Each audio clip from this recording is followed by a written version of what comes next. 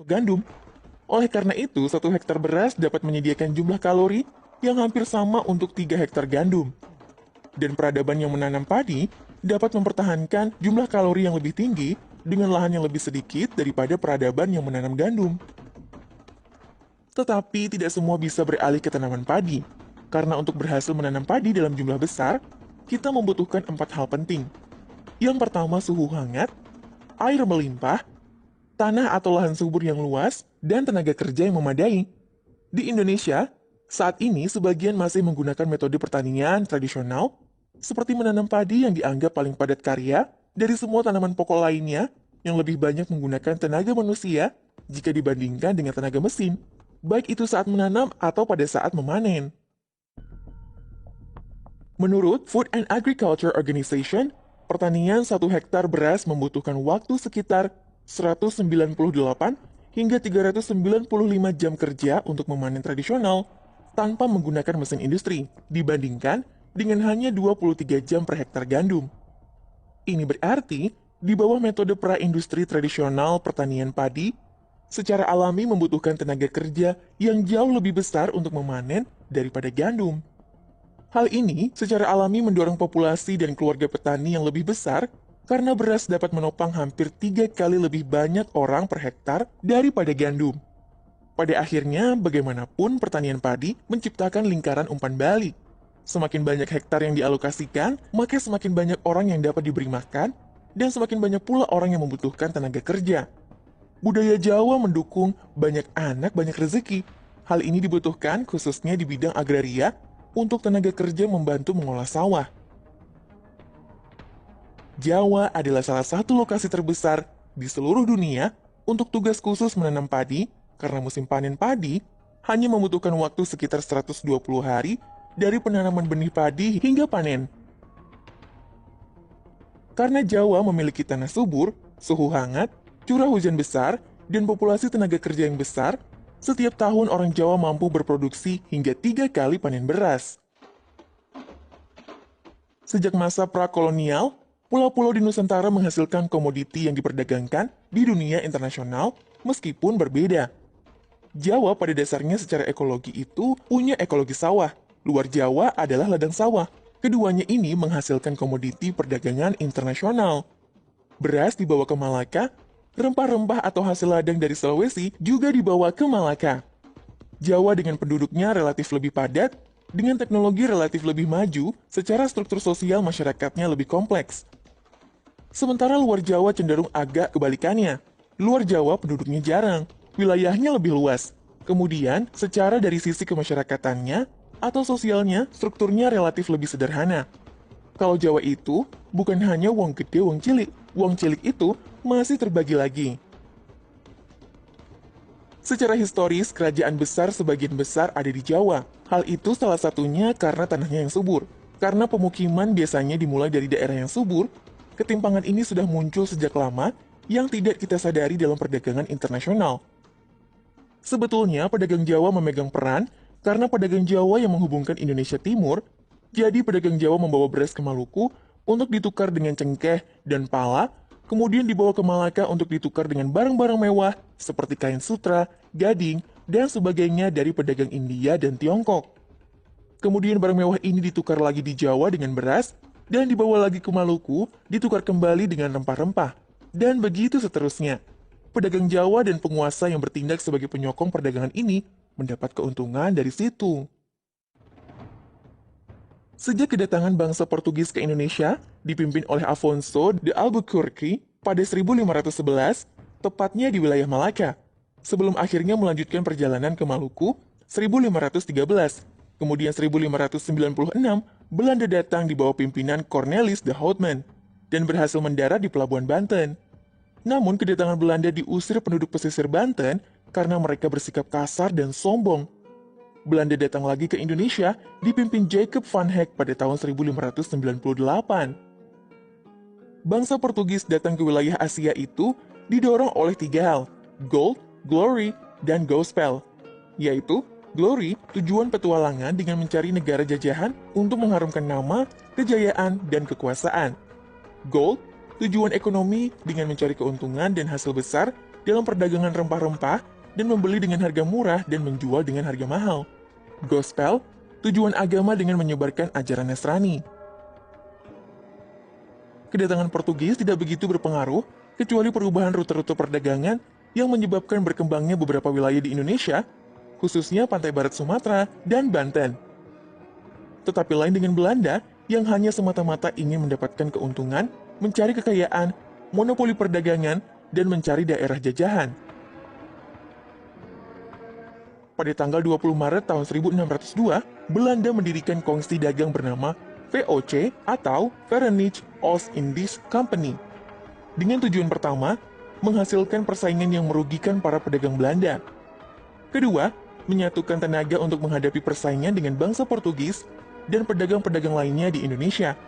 Dan ketiga, mencari keuntungan yang sebesar-besarnya untuk membiayai perang melawan Spanyol.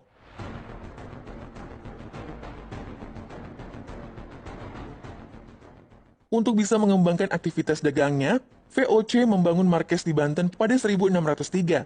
Namun pada 1610, VOC memindah markesnya ke Ambon dan kemudian pindah lagi ke Batavia atau Jayakarta yang saat ini menjadi Jakarta.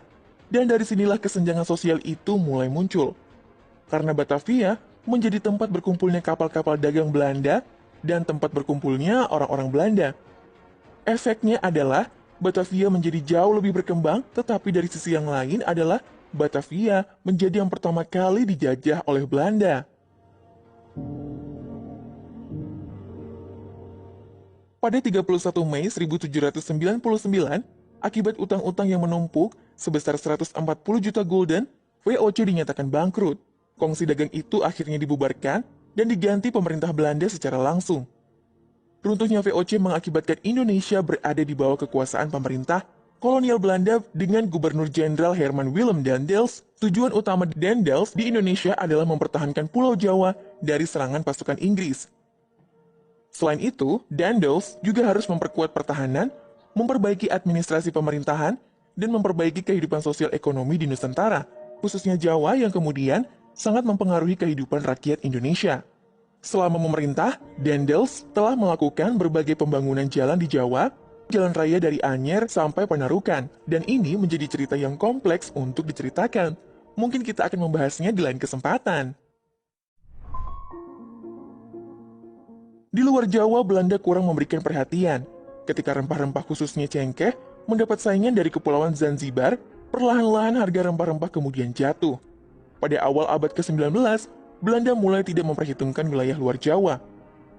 Kemudian, akhir abad ke-19, di luar Pulau Jawa mulai ditemukan bahan tambang, timah di Bangka Belitung, minyak bumi di Aceh, dan Kalimantan. Sejak saat itu Belanda mulai menaruh perhatian karena melihat ada keuntungan. Ketika James Brooke, berkebangsaan Inggris, mendapatkan Sarawak dan diangkat sebagai Raja Muda, Belanda mulai takut bahwa penguasaan secara formal saja tidak cukup menghadapi Inggris. Baru setelah itu ada perhatian terhadap pulau di luar Jawa. Dan itu saja tidak cukup karena Belanda mendapatkan keuntungan yang lebih besar dari tanam paksa.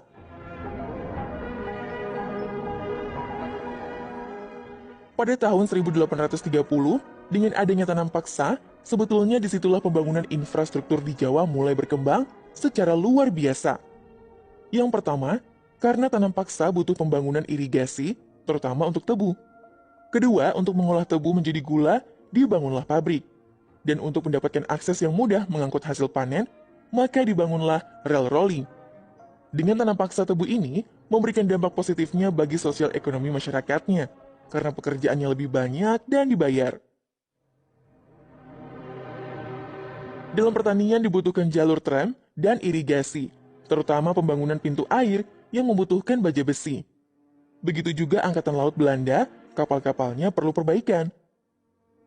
Pembangunan infrastruktur seperti pelabuhan sebenarnya untuk kepentingan Belanda sendiri. Dan di Jawa saat itu ada 3 pelabuhan, yaitu Jakarta, Semarang, dan Surabaya. Pelabuhan ini digunakan sebagai pintu gerbang wilayah-wilayah pedalaman untuk mengangkut hasil tanam paksa yang dibawa ke Belanda untuk dijual di sana.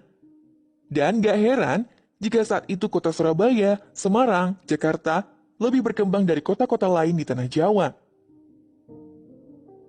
Singkatnya, Setelah Perang Kemerdekaan yang memporak-porandakan bangunan-bangunan Belanda, meskipun ada beberapa yang masih tersisa, seperti pabrik gula, sejak saat itu semua perhatian tertuju dan terpusat di Jawa, sampai akhirnya Indonesia mendapatkan kemerdekaan. Dari sini kita bisa ambil kesimpulan, kalau Pulau Jawa menjadi pulau terpadat karena disebabkan banyak hal yang terjadi sejak sebelum zaman kolonial. Pada Pulau Jawa, banyak sekali kegiatan pusat dan kegiatan besar dibandingkan pulau lainnya. Di antaranya, merupakan pusat pemerintahan negara Indonesia, tepatnya pada DKI Jakarta, menjadi pusat pembangun ekonomi karena banyak kota-kota besar yang maju di daerah Jawa. Karena maju, maka Jawa merupakan pusat urbanisasi banyak penduduk yang hendak merantau dari kota-kota kecil. Pusat pendidikan dengan kualitas yang terbaik rata-rata berada di Pulau Jawa. Pusat pengembangan dan pembangunan sarana dan fasilitas umum yang jauh lebih pesat dari pulau lainnya di Indonesia. Jumlah transportasi paling banyak dan paling modern. Hampir semua transportasi import didatangkan pertama kali di Pulau Jawa, memiliki akses yang lebih banyak dan lebih terjangkau.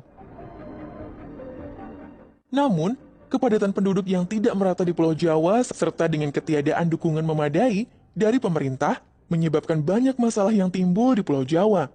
Di antaranya, pertumbuhan pemukiman kumuh di pinggir kota besar, kekurangan lapangan pekerjaan yang memadai, ketidakmerataan sumber daya alam, kepadatan transportasi, kekurangan lahan, dan sebagainya. Letak geografis memang memiliki pengaruh besar terhadap perkembangan manusia, tapi tidak menentukannya. Banyak sejarah ditentukan oleh kesempatan, bukan keadaan.